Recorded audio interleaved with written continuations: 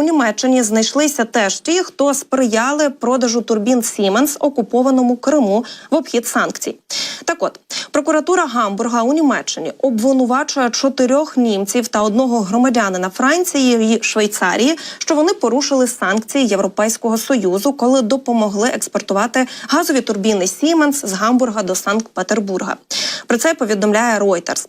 Прокуратура Гамбурга наполягає на тому, що вони свідомо надавали підтримку під час організації експорту цих турбін на суму 111 мільйонів євро. При цьому вони знали, що кінцевим пунктом призначення є 2 електростанції, а тут увага, на території окупованого Кримського півострова.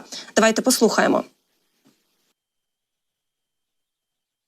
У рамках цього розслідування прокуратура Гамбурга висунула 5 особам у Палаті з економічних злочинів окружного суду Гамбурга обвинувачення в комерційному порушенні заборони на продаж, експорт і постачання, викладеної в кримському ембарго, а також у пособництві в цьому. Я ж нагадаю, станом на кінець 2023 року на Росії було зареєстровано 18 структур, пов'язаних із Siemens. Наразі частина з них ліквідована або перебуває в процесі ліквідації, а частина змінила власників і продовжує працювати. Тим часом канцлер Австрії Карл Негемар скликав на 9 квітня засідання Ради національної безпеки. Приводом для цього стало затримання колишнього співробітника Федерального відомства із захисту Конституції та боротьби з тероризмом Егісто Ота за підозрою в шпигунстві на користь Росії. Ці звинувачення на адресу Егісто Отта є серйозними. З одного боку, ці звинувачення тепер повинні бути розглянуті судовою владою. З іншого боку, необхідно оцінити і з'ясувати ситуацію з безпекою в республіці. Ми повинні запобігти тому, щоб російські шпигунські мережі загрожували нашій країні через проникнення політичні партії або мережі.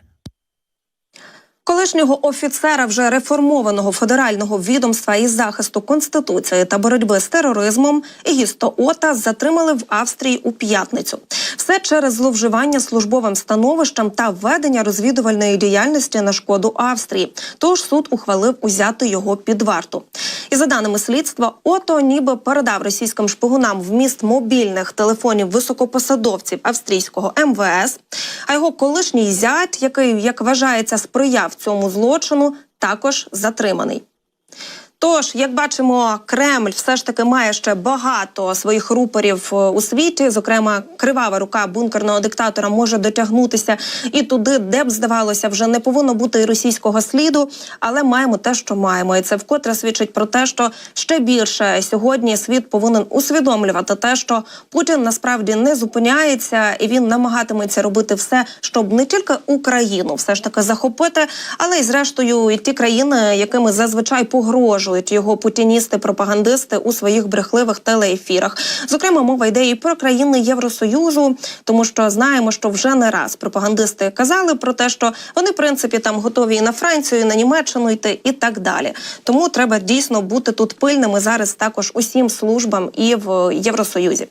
Ну от в Україні правоохоронці викрили контрафактний оборот спирту та цигарок на понад 8 мільйонів гривень. На жаль, так, в Україні у нас теж є ті, з ким потрібно боротися. Так от, 400 літрів спирту, 100 тисяч пачок цигарок та 50 кілограм подрібненого тютюну було вилучено в столичному регіоні військовослужбовцями Держприкордонслужби, СБУ та співробітниками БЕП. Підакцизний товар на 8 мільйонів 300 тисяч гривень виявили, відпрацювавши оперативну інформацію в автівці Opel Vivaro і на складських приміщеннях, які використовували зловмисники. Товар вже вилучений, кримінальне провадження триває. Тож також далі буде гучне, я думаю, повідомлення з приводу того, яке покарання понесуть порушники. І, знаєте, ми сьогодні у цій інформаційній годині говорили дуже важливі слова і обговорювали теми, які зараз, мабуть, мають бути дуже актуальними, про які потрібно говорити на рівні з ситуацією на фронті. Тому що коли в одних ефірах ми з військовими експертами аналізуємо, що відбувається зараз на різних ділянках фронту, постійно повідомляємо, як там непросто нашим силам оборони, і розповідаємо про те, як захисники та захисниці України роблять все можливе і часто неможливе для того, щоб протистояти російській агресії, для того, щоб щоб зупиняти ворога. Тут також важливо не забувати, що поки Збройні сили роблять все там, що від них залежить на фронті, ми тут у тилу повинні їх підтримувати. Тому тут дуже важливо було проговорити про ті ключові моменти, якими зараз Росія намагається нас з вами зламати, зокрема і про пропаганду.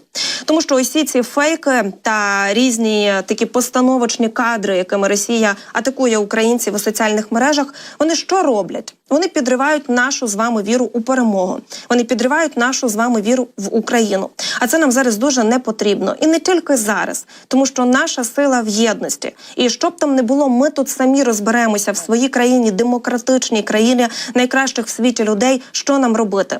Зрадників ми самі знайдемо та покараємо. І вони будуть перед законом відповідати за всі свої злочинні дії, тому що ми не Росія. Але давайте все ж таки залишатися вірними собі, Україні, своїм основним моральним принципам і не забувати, що зараз головне – це наш зовнішній ворог, а це Росія та Путін, які намагаються знищити Україну. І якщо ми будемо десь там задумуватися над тим, а можливо дійсно є там щось в тих словах пропагандистських, ні, немає. Ми повинні стояти на тому, що все, що зараз ми маємо зробити, це перемогти у цій страшній війні. Тому що Путін не зупиниться і надалі він бачить, що в нього не вдається взяти нас силою. Ви тільки уявіть, він реально розуміє, що силою він не може нас взяти, бо ми їм не по зубам. Звісно, вони вирішують атакувати нас фейками. І морально зробити все так, щоб ми з вами просто опустили руку. Мовляв, якщо ми не опускаємо зброю, то ми швидше схилимо голови, станемо на коліна і опустимо руки. Ні, такого ніколи не буде. Але якщо ми будемо з вами єдиними, будемо сильними, будемо любити Україну, дбати про Україну, берегти себе і берегти Україну. Тож на цьому я і буду завершувати цю інформаційну годину, дуже насичену і головне – я хочу, щоб почули ці слова, зокрема всі ті, хто часто коментують наші ефіри, пишуть під відео, та скільки ж можна донатити, коли там хтось десь при владі, у владних кабінетах краде. Дійсно, якщо ми всі зараз будемо задавати собі таке запитання, якщо ми всі просто перестанемо підтримувати сили оборони, то я думаю, вже просто наступного дня нам взагалі не буде про що говорити і що обговорювати, тому що ми просто втратимо і себе, і свою Україну, і, власне, мирне життя у нашій Україні. Тому ще раз, давайте все ж таки з вами пам'ятати, що зараз головне, а це боротьба з Росією.